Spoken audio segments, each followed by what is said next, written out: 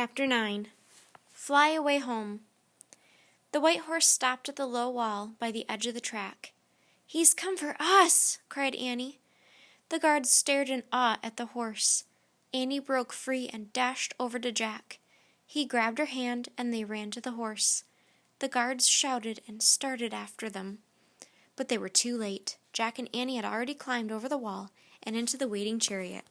"Go, go, go!" Annie cried to the huge white horse. The horse reared and pawed the air. The crowd stepped back from the wall. The guards froze. Jack looked up to see where Plato was now standing. Plato smiled and waved at him. Then the white horse leaped forward, pulling the chariot behind him. Jack couldn't even wave back at Plato. All he could do was hold on tight as the horse galloped beside the Olympic racers. Jack bounced up and down. Dust and sand got in his eyes. He squeezed them shut and crouched down in the chariot. He didn't know where they were going, but it didn't matter. The white horse was in charge.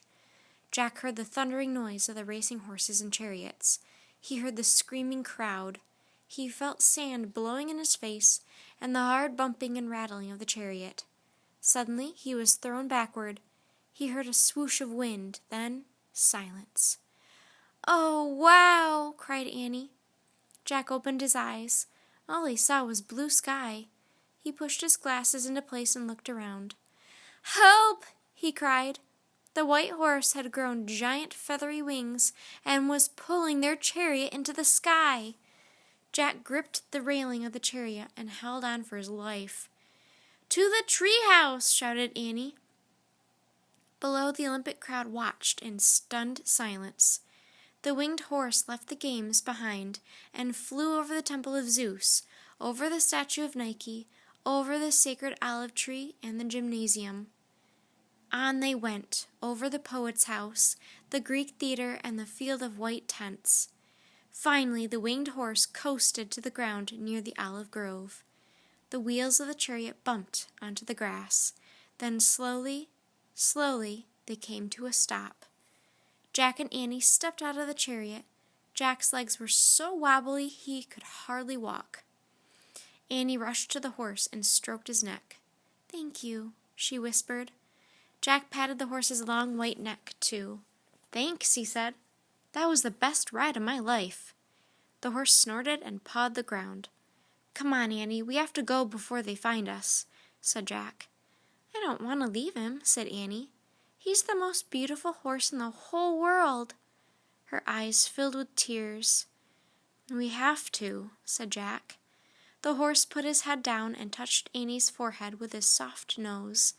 Then he gave her a gentle push toward the treehouse. Annie sniffled but started walking. Jack took her hand as they walked through the olive grove to the rope ladder of the treehouse. "You first," Jack said. Annie started up the ladder. Jack followed. When they were inside, Annie hurried to the window. Jack grabbed the Pennsylvania book. He pointed to a picture of the Frog Creek woods and said, "I wish—" "Look!" said Annie. Jack looked out the window. The horse had spread his feathery wings. He was rising from the field. The white horse flew high into the blue Olympian sky. Then he disappeared behind the clouds. "Bye!" called Annie. A tear rolled down her cheek. Jack pointed again at the Pennsylvania book. "I wish we could go there," he said. The wind started to blow. The treehouse began to spin. It spun faster and faster. Then everything was still, absolutely still.